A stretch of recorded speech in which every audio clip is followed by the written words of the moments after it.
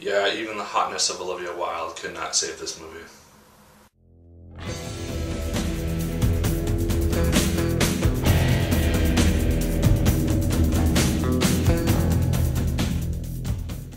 Hello once again, watchers of good movies. My name is Nick Pell, and this is once again coming from my college dorm room.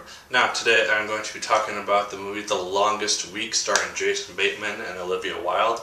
And this movie should probably be called The Longest 80 Minutes of My Life, because that's what it felt like about halfway through the movie. Jason Bateman plays a guy named Conrad. He is a person who has had a silver spoon in his mouth ever since birth. He has lived in a hotel. His parents don't care about him that much. They go off on vacations, and he is desperately afraid of being alone. And so when he is cut off from all financial stuff, he goes to live with his best friend, who is a guy in his 40s as well, who is making something of his life, if anything. And he is played by Billy Crudup. I don't know if that's how you say his last name, but he plays the character Dylan. He is the best friend. He is kind of an art critic type of person. And they're just two best friends who like to compete for women and other things a lot of the time. And in comes Olivia Wilde's character, who is named Beatrice, which resonated with me because I just finished playing Dante's Inferno again. So that was interesting. She basically, instead of falling for Dylan, she falls for Conrad, and then we have our movie. And while the premise is somewhat interesting, it honestly started to bore the hell out of me about halfway through because it was completely predictable.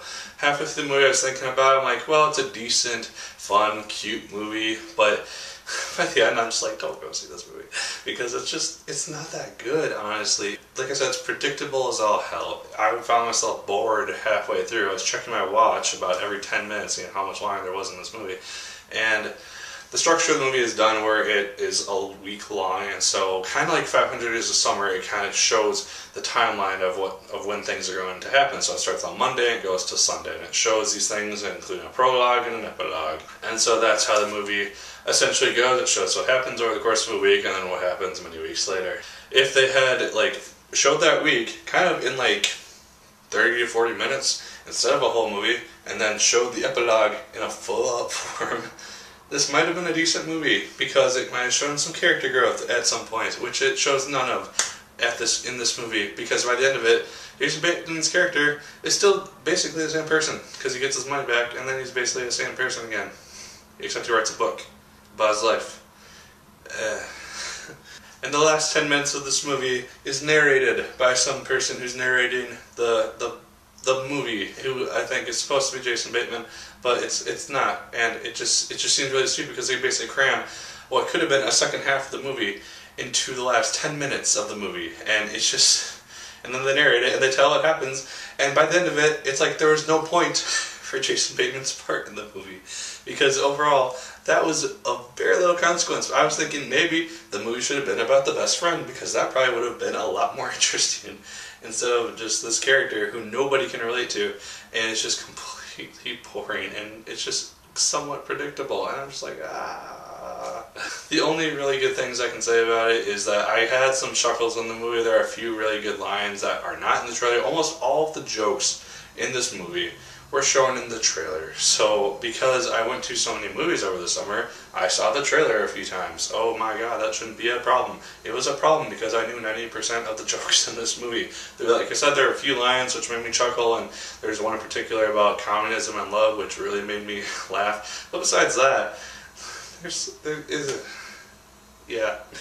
also some decent music. I don't know who did the composing for this feature, but I mean, he did a decent job, he or she. But besides those things, I didn't really like the movie. I thought it was really bad, and it was really predictable, and if you watch enough of my movie reviews, you know that I very rarely say that about movies and not recommend them, but I am not recommending this movie, no matter who you are.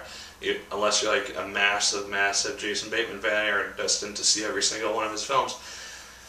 Wait till his new movie, which name I can't remember, but you'll see the picture here. Yeah. That's my review of The Longest Week, which was also my longest 8 minutes of my life. And so, let me know what you thought of The Longest Week down in the comments down below. Did you like it a lot more than I did? Did you hate it about as much as I did? Let me know. Also, like, favorite, comment, and subscribe. Once again, if you so choose, I'd appreciate it immensely. And as always, my good people, my name is Nick Pell. And once again, keep on watching.